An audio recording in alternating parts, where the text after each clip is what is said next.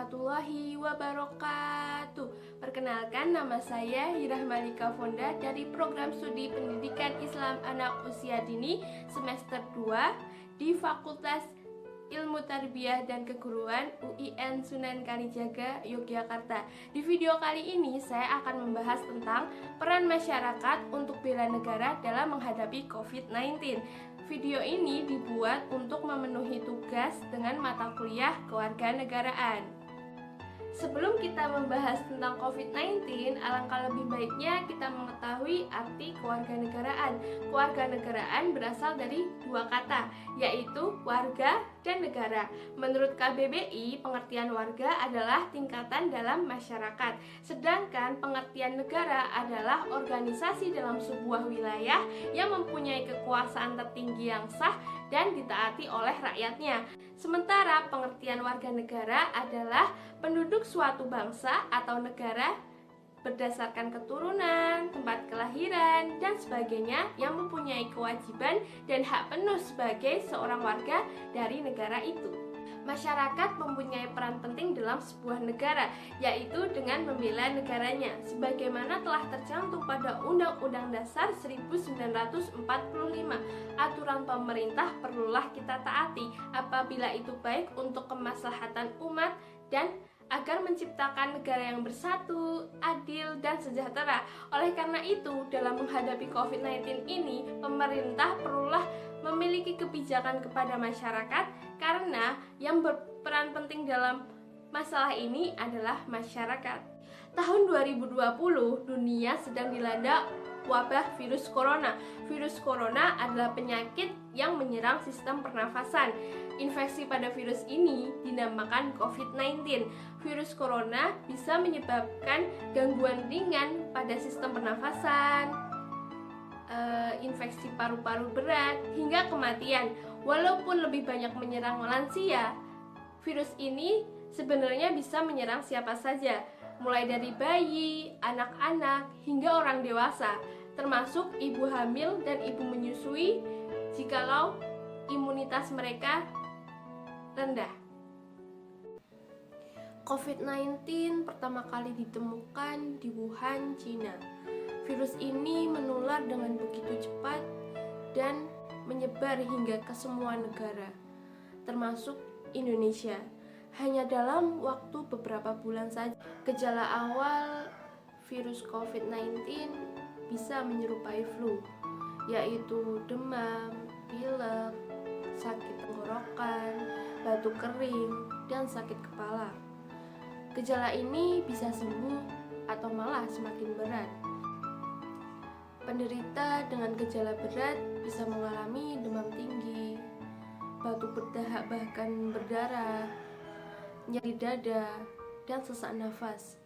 Gejala-gejala ini muncul ketika tubuh bereaksi melawan COVID-19. Ada dugaan awalnya virus ini menular dari hewan ke manusia, namun kemudian diketahui bahwa virus ini juga menular dari manusia ke manusia.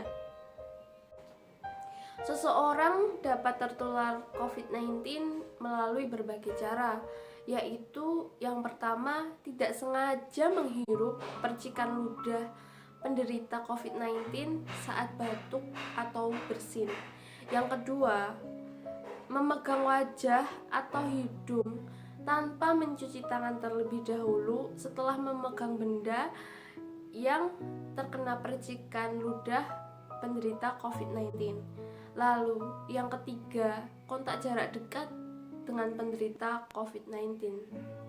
COVID-19 bisa menginfeksi siapa saja, tetapi efeknya akan lebih berbahaya dan bahkan fatal jika ini terjadi pada orang yang lanjut usia, ibu hamil, orang yang menderita penyakit tertentu, perokok, dan orang yang daya tahan tubuhnya lemah seperti penderita kanker.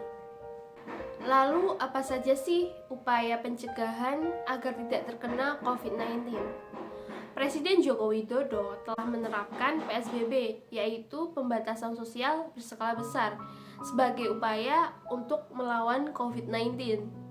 Pelaksanaan pembatasan sosial berskala besar ini meliputi peliburan sekolah dan tempat kerja, pembatasan kegiatan keagamaan, pembatasan kegiatan di tempat umum atau fasilitas umum, pembatasan sosial dan budaya, pembatasan transportasi, dan pembatasan kegiatan lainnya terkait aspek ketahanan dan keamanan. Sebagai warga negara, kita harus mentaati peraturan yang sudah ditetapkan oleh pemerintah. Tetapi tidak hanya mentaati peraturan saja, kita juga perlu menjaga diri agar tidak terkena COVID-19. Menerapkan tindakan pencegahan semaksimal mungkin adalah salah satu hal yang wajib dilakukan. Berikut merupakan 6 cara sederhana yang bisa kita lakukan untuk mencegah COVID-19. Yang pertama, mencuci tangan, sebab tangan adalah anggota tubuh yang menjadi sumber penyakit. Cuci tangan dengan minimal 20 detik untuk membunuh virus, menggunakan sabun dan air mengalir yang bersih. Setelah itu, keringkan dengan kain yang bersih atau dengan tisu. Yang kedua, hindari menyentuh wajah. Telah diketahui bahwa tangan bisa menjadi sumber penyakit sebab sering terjadi kontak langsung dengan benda maupun orang lain. COVID-19 disinyalir dapat masuk ke tubuh manusia melalui segitiga wajah, yaitu mata, hidung, dan mulut. Jika kita terpaksa harus memegang wajah, pastikan kita sudah mencuci tangan terlebih dahulu dengan sabun. Yang ketiga, etika batuk dan bersin.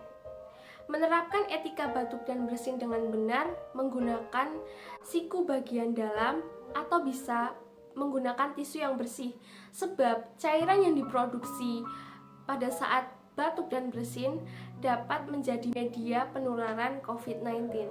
Yang keempat, memakai masker. COVID-19 tidak menyebar melalui udara, namun memakai masker dapat meminimalisir penularan COVID-19. COVID-19 bisa menyebar melalui percikan ludah dan dapat masuk ke tubuh manusia melalui selaput lendir seperti mata, hidung, dan mulut. Yang kelima, social distancing. Social atau physical distancing adalah salah satu imbauan yang dikembangkan oleh berbagai pihak. Sebab menjaga jarak satu sama yang lain dapat dipercaya bisa mengurangi penularan COVID-19. Lalu yang keenam adalah tingkatkan imunitas tubuh. Tidak hanya melakukan tindakan dari luar saja, kita juga perlu melakukan tindakan pencegahan dari dalam tubuh.